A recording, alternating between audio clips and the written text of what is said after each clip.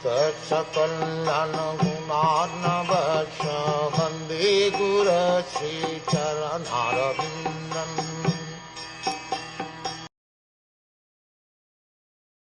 After 4,300,000,000 solar years, when Brahma awoke to create again by the will of the Lord, all the ṛiṣis like Marichi, Angira, Atri, and so on were created from the transcendental body of the Lord, and I also appeared along with them. The duration of a day in the life of Brahma is 4,320,000,000 solar years. This is stated also in the Bhagavad Gita. So for this period, Brahmaji rests in Yog Nidra within the body of the Garbhodakashayi Vishnu, the generator of Brahma. Thus, after the sleeping period of Brahma, when there is again creation by the will of the Lord through the agency of Brahma, all the great ṛiṣis again appear from different parts of the transcendental body, and Narad also appears.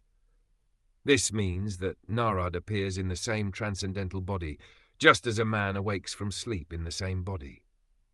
Sri Narad is eternally free to move in all parts of the transcendental and material creations of the Almighty.